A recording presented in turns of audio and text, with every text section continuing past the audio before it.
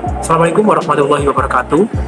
Halo teman-teman semuanya, kembali lagi pada video kali ini kita akan membahas soal prediksi CAT Polbangtan PEPI pada materi kewirausahaan teman-teman.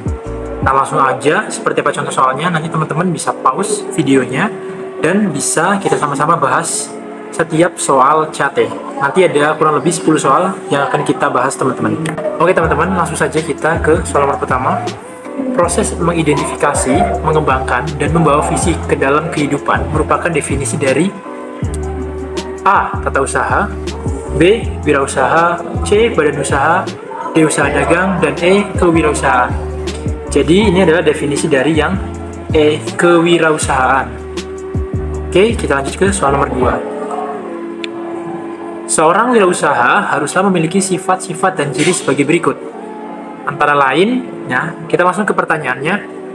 Yang bukan ciri-ciri dan sifat seorang wirausaha adalah mana? Kita lihat, percaya diri dan selalu merasa benar. Ya, kita harus percaya diri seorang wirausaha. Kreatif dan jujur serta cerdas. Ya, benar juga. Mandiri, berani mengambil resiko, benar. Orientasi selalu keuntungan pribadi. Kurang tepat ya teman-teman. Suka terhadap saran dan kritik, boleh. Jadi yang ada nomor 4-nya adalah salah. Nah, percaya diri ini juga salah ya. Percaya diri tapi selalu merasa benar, itu salah teman-teman. Oleh karena itu, yang bukan adalah yang C teman-teman. Oke, kita lanjut. Seorang wirausaha, ya nomor 3, seyogianya menggunakan analisis SWOT sebelum memulai usaha. Apa yang menjadi tujuan usaha dapat tercapai. Belakangan ini, di setiap sudut kota Semarang, ya, banyak berdiri usaha kuliner yang rata-rata digemari konsumen. Ini berarti usaha kuliner tersebut memiliki peluang yang tinggi untuk diminati konsumen yang pasti akan menghasilkan keuntungan.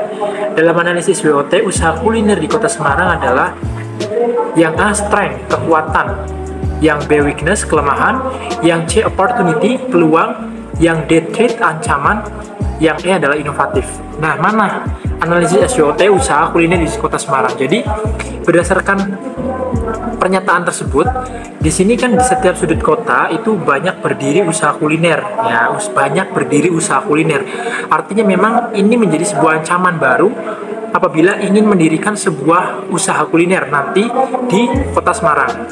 Oleh karena itu, jawaban yang tepat adalah yang D, threats atau ancaman. Kita lanjut soal nomor 4.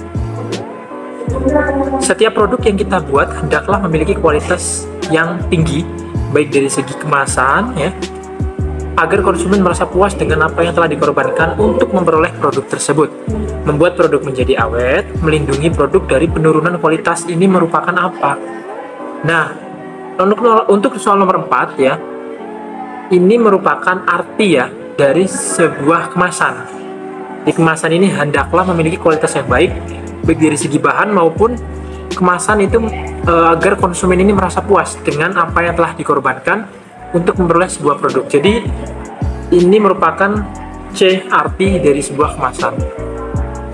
Soal nomor 5, di berbagai media kita selalu mendengar setiap hari hampir di wilayah Indonesia tindak kriminal pencurian motor yang parkir di pusat perbelanjaan ataupun toko, baik roda 2 maupun roda 4. Hal ini memunculkan ide kreatif bagi wirausaha dan peluang dalam membuat produk rekayasa berupa yang A, alarm pengaman, yang B, kunci garasi, yang C, kunci pagar, yang D, tempat penitipan, dan yang E, membuat agen keamanan.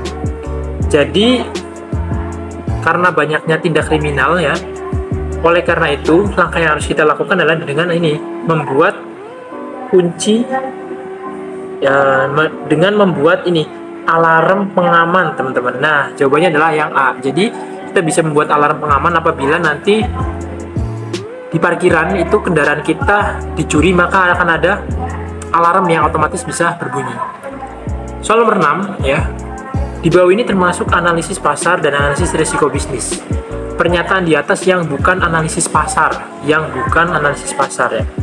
Yang pertama, tempat penjualan, ya. Pasarnya tempat penjualan.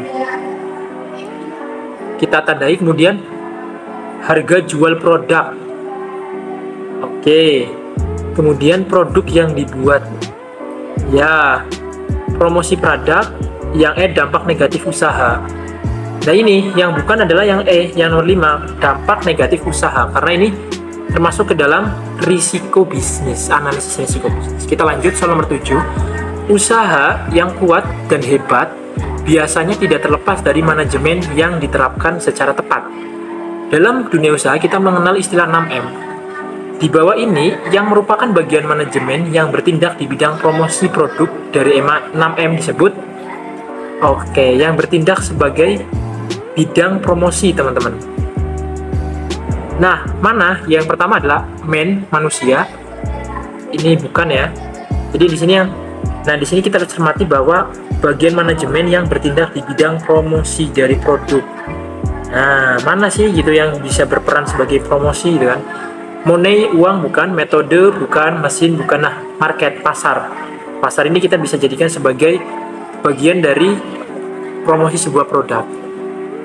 Soal nomor 8. Setiap perusahaan atau badan usaha yang didirikan dalam tempo tertentu mengalami keadaan di mana usaha tidak mengalami keuntungan maupun tidak mengalami kerugian. Jadi ini usahanya dikatakan impas, tidak untung, tidak rugi. Ini kondisi tersebut dinamakan apa? Fixed cost. Fixed cost ini adalah biaya tetap. Variable cost ini biaya variable. Average fixed cost ini berarti rata-rata biaya tetap.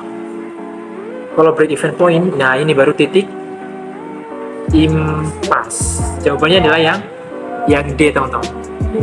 Kita lanjut soal nomor 9. Break even point dalam perusahaan dalam jangka waktu tertentu biasanya digunakan untuk mengetahui hal sebagai berikut. Yang A, pengembalian modal perusahaan. Ya, benar banget. Jadi, karena di sini dikatakan jangka waktu tertentu, biasanya ini digunakan untuk mengetahui berapa pengembalian yang harus dilakukan oleh sebuah perusahaan. Yang B, modal akhir. Kurang tepat, laba, rugi. Oke, jadi jawabannya adalah yang A, karena di sini adalah dalam jangka waktu tertentu. Oke, selanjutnya soal nomor 10.